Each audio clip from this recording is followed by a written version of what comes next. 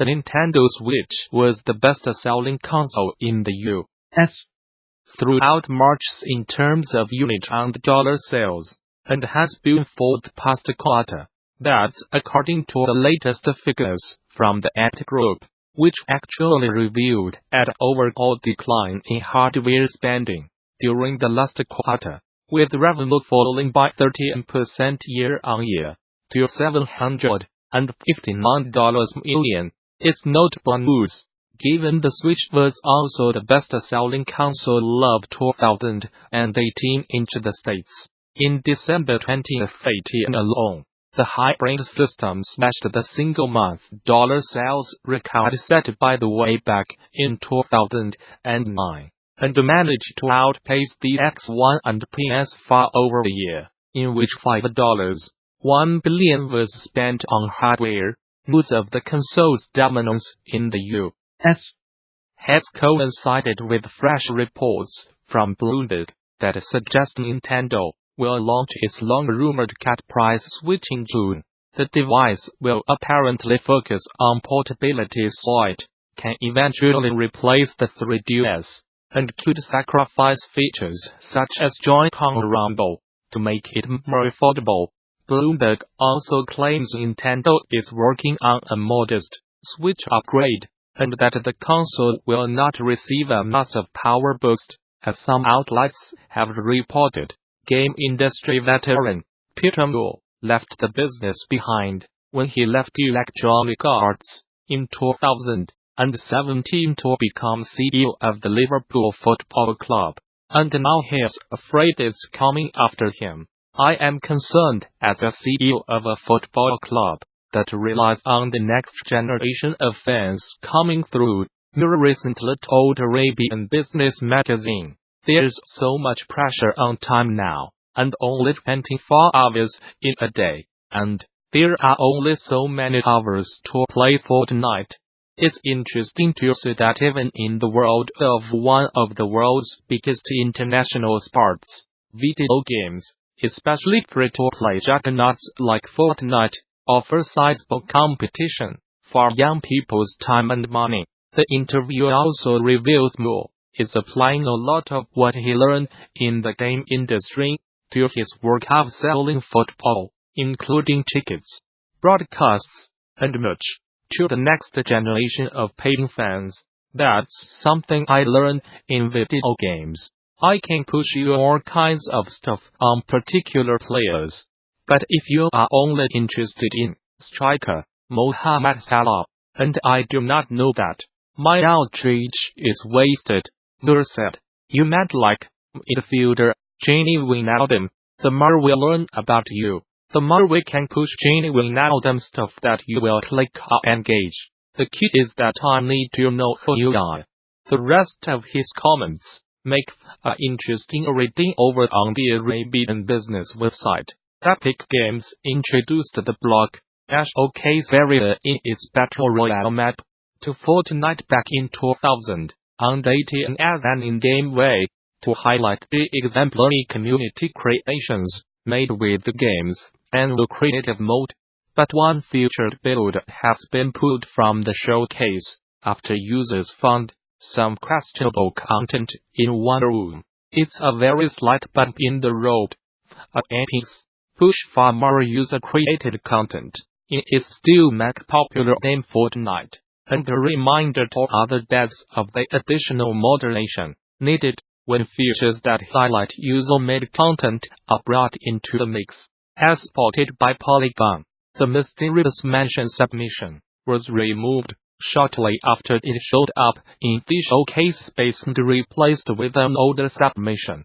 That flop came after a Reddit user pointed out that an overturned chair and hanging rope in the basement of the mansion seemed to depict the scene of a suicide. In an earlier version of the map, shared by its creator Fury Leaks on Twitter, the setup included a character model attached to the rope, but the version that briefly showed up on the blog depicted only the rope and overturned chair. Epic has not made any sort of comment on this specific removal, though Fury Leaks shared what they say. is a conversation with an epic depth on Twitter about the map.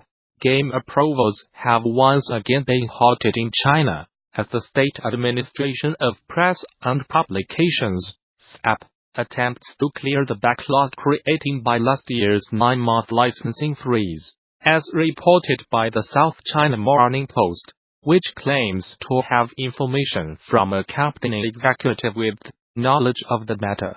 SAP has not given any indication as to how long the hiatus will last. Game companies will still be able to hand applications over to local regulators, but that's precisely where they will stay until SAP has worked through its backlog. It's a worrying report for developers and publishers in the region. The last freeze lasted for the majority of 2018, and came as the result of an internal power reshuffling that eventually saw SAP take control of the approval process. Over that period, the Chinese video game market witnessed its slowest first-half growth in a decade, and heavy hitters like Tencent even felt the effects, with the company suffering a share drop of 5% in the back end of 2018. Since the turn of the year, over 350 games have received approval, including some from main players, Tencent, and NetEase. But now, it looks like the country could be thrown back into limbo if the licensing process is halted for any reason other than to give the setup chance to clear out the backlog. That will be a disappointment to game developers, publishers and gamers, commented Lisa Hansen, founder of market research outfit Nico Partners. The new freeze could possibly hurt publisher earnings if they need to endure a prolonged wait for their return on investment in titles in their pipeline that they had anticipated to be released in China already are in the near future. We are hopeful that this is a procedural halting and will soon be resolved. Assassin's Creed Unity is the latest game to be reviewed, pumped by Steam users, but perhaps not in the way you'd expect. French developer Ubisoft offered the game out for free last week, following the devastating Notre Dame fire, and donated over $500,000 to help restore the damaged monument. As some of you might remember, Unity is set in 18th century Paris, and features a faithful recreation of the Notre Dame, allowing those who took advantage of the promotion to see the historic cathedral in all of its glory.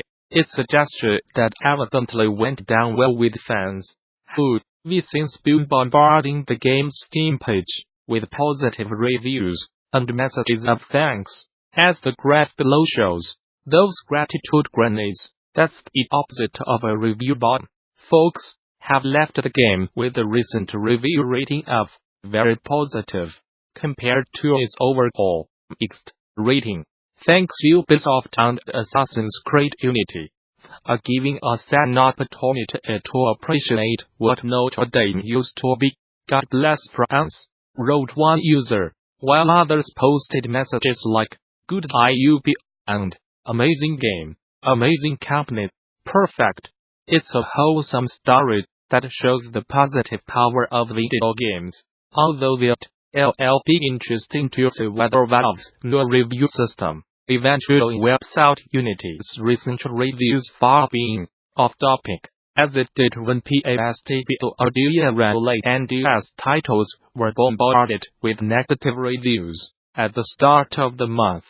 Lupul Interactive, a Chinese company and current owner of RuneScape developer JX, is looking to restructure and, as a result, could be selling some or all of its stake in the studio. The sale is not set in stone.